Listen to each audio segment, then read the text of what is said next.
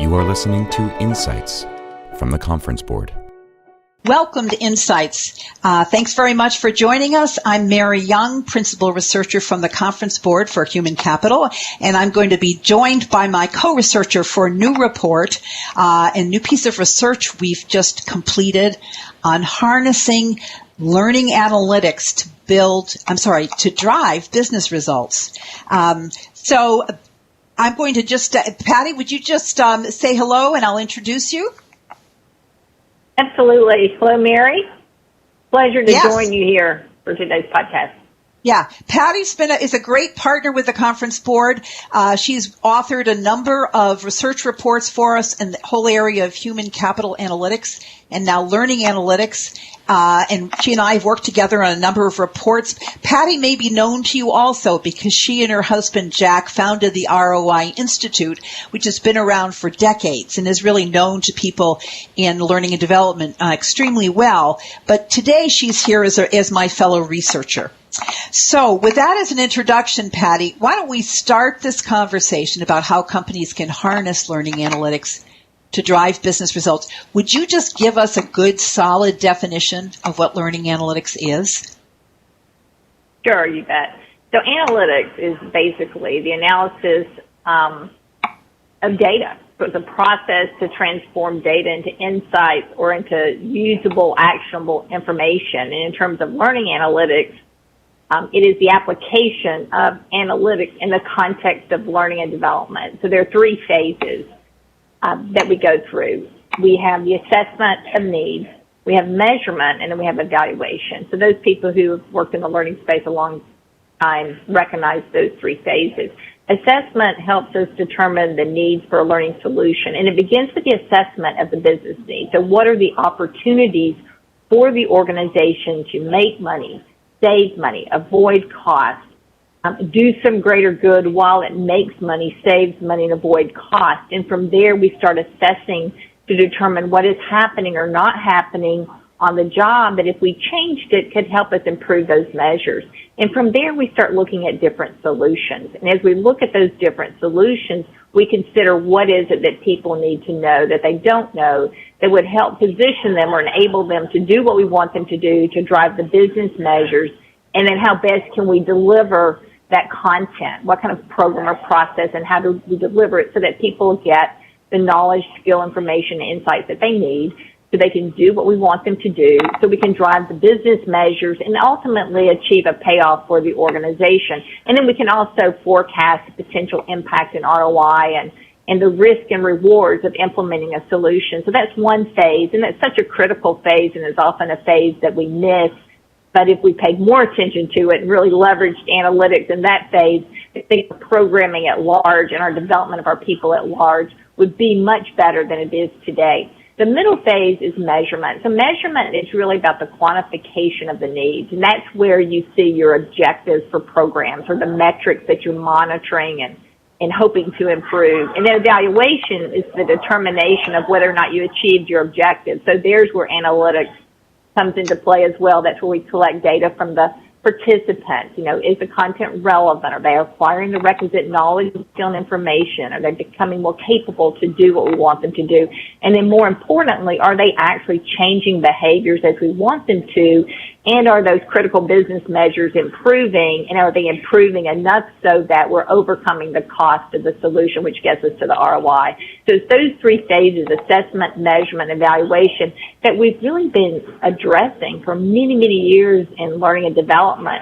What makes analytics and not just assessment, measurement, evaluation is the technology that enables us to do it much more effectively, much more efficiently, and in many cases more accurately.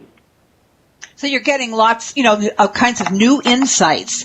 One of the things that I found really interesting in the research that we just completed is how many learning analytics leaders said that often program owners or business leaders don't understand learning analytics, and so they show up after the fact saying, could you do some evaluation for me? Which, according to your definition, is way, way too late. So we're going to talk briefly in a moment or so about what some of the barriers are, why why we're seeing this only sort of ex post facto coming up and saying, now that we finished, could you do an evaluation? But first, let's talk about some of the reasons why our research identified really why learning analytics is coming to the forefront. And so many of the member companies of the conference board wanted us to do research on this topic. You know, what comes to mind for you in terms of drivers? Right. Well, one big driver that we heard from several people that we interviewed was this idea of continuous learning. And of course, continuous learning has always been important in organizations. We can trace it back decades, if not centuries ago, the importance of a learning organization. But in today's environment, things are changing so rapidly. We have to keep up, and it's hard to keep up because learning and development is not a quick fix. And so, with our technology is enabling us to offer that continuous learning. If we can get our people engaged and inspire them to take advantage of that, but what the analytics is doing for us is helping us better prescribe the learning solutions, and even better, helping the learner understand which modules, for example, of a program are most appropriate to them. We've seen some really cool technologies out there.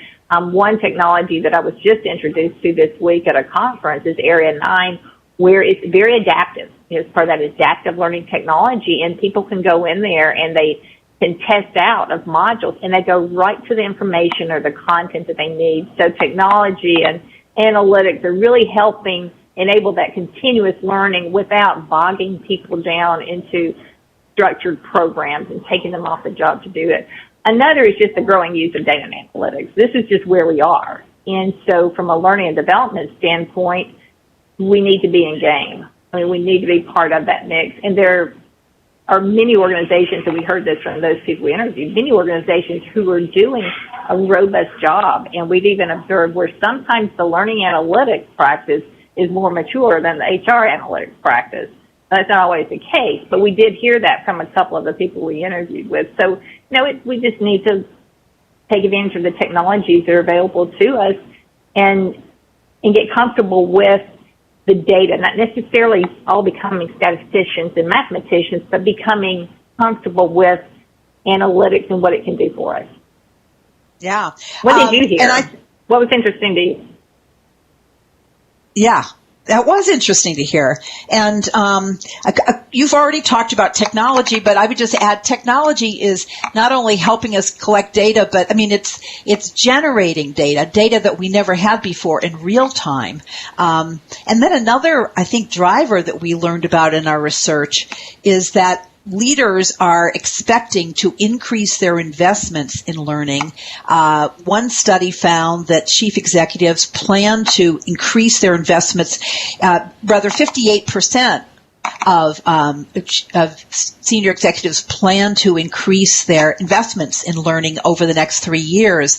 And if they're planning on that, they really need to know what the ROI is and know which programs deliver the best results. Is it better to deliver this content this way or that way? Do certain delivery channels work better with some populations than others, et cetera? So I think that there's a growing pressure because of the cost of these things and the plans to increase investment. So exactly, those are because increasing, I was just going to say, increasing the investment doesn't mean we don't account for the investment, right? No. So just because we're getting more funding doesn't mean we shouldn't account for it and shouldn't ensure we're allocating the resources to the best investment. So I agree with you and heard that as well, that, we have to be responsible stewards of that investment. Analytics is one way to help us do that. Yeah, well, and so the same study, which was actually conducted by EY, found had some rather startling findings. One of those was that 89% of chief learning officers believe that companies should be measuring their investments in learning. But, the return on those investments and the effectiveness of that learning content or programs, but only 34%, just a third, said that they were doing so today. So that really raises the question, which we also got some good insights to think about in our research, about what's keeping companies, if they've had access, some of them, to learning analytics for a long time, Why isn't it more prevalent? Why are only a third of the chief learning officers surveyed saying that they're doing it today? What are some of the reasons that stand out for you, Patty? Part of it is, just lack of awareness of the business value, and we found that in the study is people just don't know what value learning analytics brings to the organization. And I think part of that is not understanding analytics, not just understanding, not a lack of understanding of the business value, but just not understanding it, because in learning, people are used to learning measurement being that reaction data that we capture at the end of the program. And that front-end assessment was not as important to them, or they didn't pursue it as much. And anymore today, we're all performance consultants. We all need to be asking questions up front and asking the right questions and be able to lead, guide, and direct in our own ways based on information and insights, right? So I think part of it is just not being aware of analytics and what it will do for us. I think the other part of it, and you even mentioned this at the very beginning, is they're waiting for the ask. They're waiting for someone to ask them for this data, which may or may not be the best approach, right? And we heard that from some of the people we interviewed as well, is, we're not waiting for them to ask. We're giving them the information they need. So I think that's part of it as well. Another barrier that we heard from those participating in the study is that access to data. You mentioned that earlier. And what I think is happening there, and in talking to the people who participate in our research, as well as to others in the field around this area, is they're waiting on the technology to solve the problem. And technology is an enabler to the solution of the problem, but technology is not going to solve it. We have to build those relationships. And because there are a lot of organizations who have been doing a lot of good work in analytics for many, many years. I mean, the first case study book describing organizations who were demonstrating impact and ROI of learning interventions was published in 1994. I mean, learning analytics is not new. The technology is new and it's an enabling factor, but doing it is not new. People have been doing it a long time, but they relied on relationships to get to the business data and to access the data. Today, there's progress is being made, so not to discount that, but we are a little bit reliant on the technology and the hope for the technology, and we just can't get away from working those relationships, building relationships so we can access the data and so that people who own the data trust us with the data. I think those are a couple of things. And of course, systems integration and all the things that come with technology tend to put a little bit of a barrier to progress. Yeah. I think your point about the fact that it's access to data. You can't just wait for technology to solve the problems. I think another one of the most interesting things we learned in this research was how often organizational structure played a role in the ability to get data. So if we think of learning analytics as adding value, particularly when it can integrate learning data with other kinds of HR data. So you could look at employees by attribute, by age, by tenure, by function, by performance. You could look at groups in terms of engagement, etc. So that's the human capital data. And if you can also integrate that with business data, that's where you're going to really begin to produce robust business insights. And we learned from companies who talked about, particularly, they might have changed, but in the past, how their reporting lines were barriers to that kind of integration. So, for example, learning analytics might be, let's say, sort of combined with reporting, and that confused people because it led them to continue to think of what we would call learning analytics is just an extension or another name for reporting. So that, sort of muddied the waters. In some cases, we saw if learning and development was located in the business or in the regions and analytics was somewhere else, or maybe learning and development was part of HR and analytics wasn't, then you've got barriers. And for example, we heard that HR people wouldn't necessarily think to look at learning data because that wasn't sort of an established pattern, and different reporting relationships were really exacerbating that. So sometimes organizational structure can be a real hurdle. And we talked about already the person who shows up too late. I'm all done now. That's another barrier to, being able to deliver really effective business insights. And then, the last one is one that I think is going to become increasingly important in the future. And that is we're seeing a movement, everybody in the field has seen this movement, away from exclusively formal classroom learning to more informal, self-directed, just-in-time kinds of learning that are not necessarily captured by the organization or the learning organization. So one of the learning leaders we interviewed said, when people need the answer to a question, they're going to go to Google. They're not going to take a class. People download YouTube videos, or they get on a network, external or internal, and look for the answers from their peers, even if they don't know them, but they'll go out and search for the answers. So all of these kinds of more informal learning are harder to capture, and if they become increasingly important, then that is another barrier to getting really good insights from learning analytics. So those are kind of like the bad news things. But we also learned in our research about some very positive things that companies that have become quite experienced at learning analytics have done to overcome those challenges. And this led us to come up with a good number of recommendations, and we don't have time today to talk about all of them, but maybe we can each pick out a couple that we think are particularly important and talk about those. Do you want to start, Patty? Sure. So one of the opportunities or the recommendations is to treat learning analytics like an investment, like any other program, project, or initiative going on in the organization, and align learning analytics with the corporate values and with the strategy of the organization.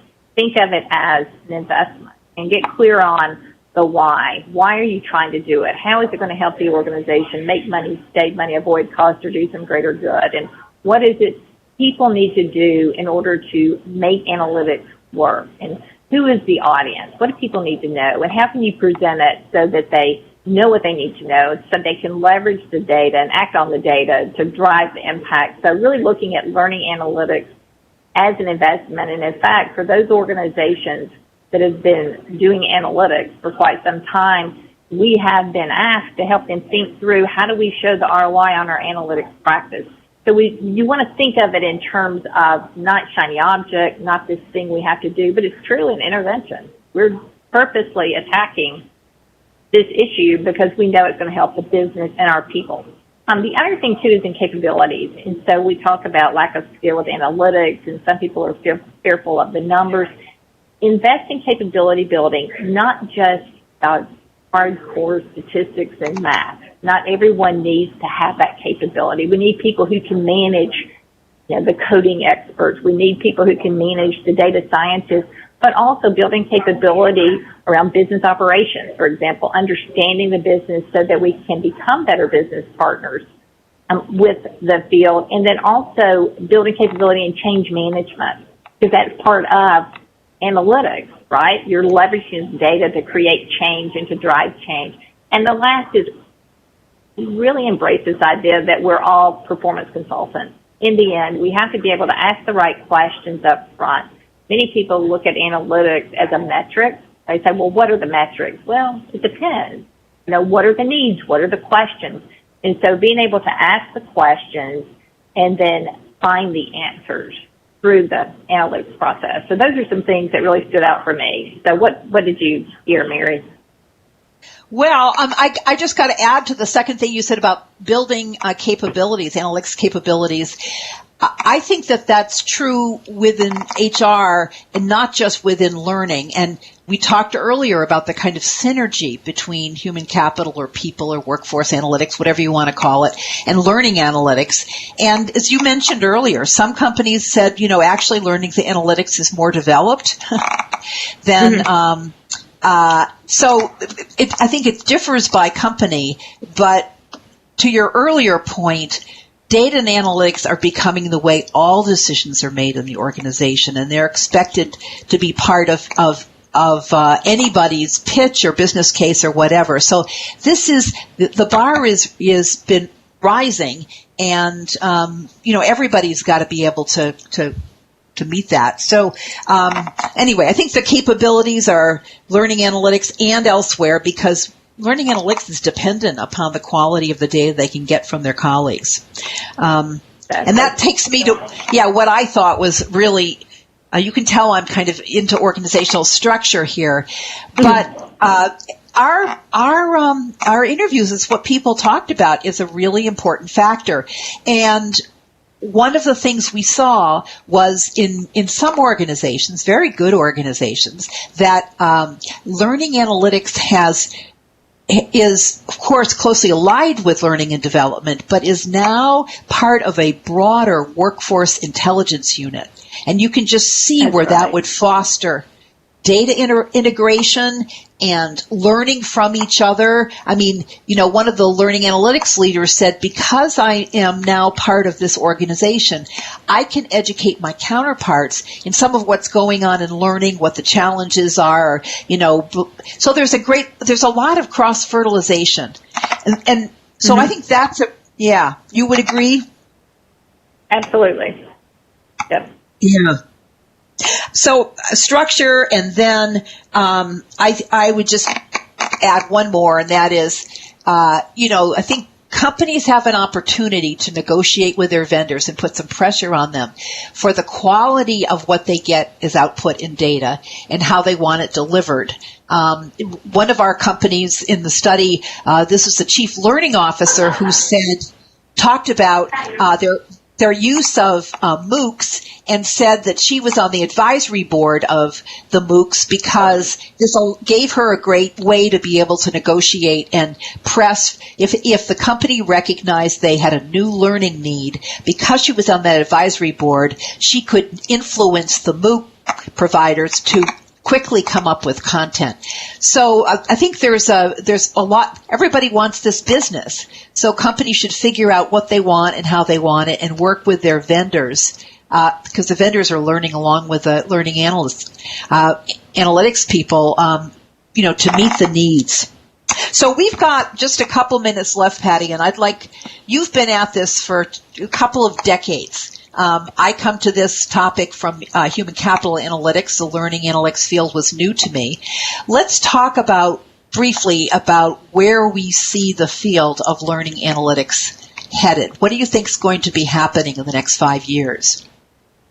Yeah, so I think it's exciting for us, as it is for all of us, just analytics at large. I think in the next 5 years, of course, we're never going to see a shift away from the need to demonstrate impact and ROI of strategic programs. So that's not going away. But I think what is going to change is that performance consulting, that needs assessment, that alignment, and leveraging analytics to ensure that we are connecting to the business needs prior to investing in programs is going to become seamless. It's just going to be what we do. I think capturing many types of data will become seamless. And I think of the technologies that we heard about during the project, that riff learning, that to me just still blows me away, because when you can capture behavioral change, we can do it anyway. You and I did that study a few years ago about, Big Brother and the monitoring devices. Big data, behavioral changes. Yeah, the big data. We can capture behavioral changes already with technology, but those softer skills, where they're communicating in the platform, and the platform's coaching them along about their behaviors. That kind of technology in the next 5 years is just going to pop, because it's allowing us to collect these different types of data than we've been able to. So I think that's a big thing that we're going to see in the 5 years. You were going to say something. Were you about to say something? Well, I was just going to kind of build on that example. You spoke of Riff Learning, which is a platform that is designed to help teams interacting virtually to improve their team functioning, and it provides the individual participant with a dashboard, or a little dashboard on their screen. So while the conversation or the meeting is going on, they get feedback on how much they're participating, how much they're interrupting, etc. And the idea is you can create sort of historical records. You can give people this real-time feedback so they could try different behaviors. You could measure team outcomes, whether it's sales or innovation or whatever, measure it against the kinds of interaction patterns you're seeing. And what's exciting to me is that this sort of mushes together learning and performance management, in that they're not discrete processes, but they're both happening in real time. And what I just described, or some of the other examples we've seen, would you call it learning? Yes. Would you call it performance development? Yes. Performance management, in that people are getting feedback. So it's I think that's an exciting thing. And if I could just add one more, that I think another thing we saw is that learning analytics was playing a larger role, not just in assessing business needs and what was the best way to develop the workforce so they could meet those business needs and improve results and then evaluate the afterwards, but also they were using market research techniques. Things like A/B testing, where you compare different delivery ways, or testing messages that learning and development might send to get people to complete follow-up questionnaires. But, this is a kind of broadening of learning analytics portfolio, but it's all to the good of the order, because it too can lead to better business, results. Oh, absolutely. And, in the past, we would do, for big projects, we would conduct experiments for big initiatives, pilot the program. But a lot of people push back on experimental design. Well, in today's era of agility, we have to be able to do some A/B testing. We have to embrace A/B testing and trial and error. And analytics helps us do that. I mean, the whole thing about, quick, check the prototype. And then on the needs assessment, which brings me to another thought, the needs assessment side, using that needs assessment, start with the end in mind, the business needs, and looking at the performance gaps and then the learning needs based on the solutions, using that really as the basis or the framework for the sprint. And then create the prototype based on that quick sprint around the needs. Now you've aligned this prototype based on business needs. Run that experiment, check to see how you're doing, get in, get out. So in the next 5 years, we're going to see more acceptance of that. And you're exactly right. They're adapting or adopting these efforts that marketing has been playing in for so long. And I just wanted to mention, you talk about mushing together. In the next 5 years, we're going to see more and more and more of that, I think. Remember, we talked to that one chief learning officer who not only was head of enterprise learning, but she also had performance management and talent management. She had some of that along with learning. And so just, your favorite topic is around structure. Just structurally, that company is pulling it all in together. So I think we're going to see some fun changes. It's going to be quick. It's going to be fast. But to your point earlier about the silos, we've got to figure that thing out, right? That and the relationships along with the technology, if we can figure all of that out, we can really make some good things happen through our people. Yeah, and I think your point about agile methods, not just being in software development, but permeating other areas of the organization, including HR and including learning. Really, learning analytics is an agile methods tool, and it can really help companies accelerate their their optimization of learning and of their workforce, really. Exactly. Hey, we're out of time, but I just want to say to people, our listeners, that we really hope you'll subscribe to this Insight series from the Conference Board's Human Capital team, and that this podcast will be available not only on the Conference Board's website, but also on iTunes and Google Play and other of their typical sources for podcasts. So thanks a lot for listening, and we hope to see you on another Insights podcast. Thanks. Bye-bye. This has been Insights from the Conference Board.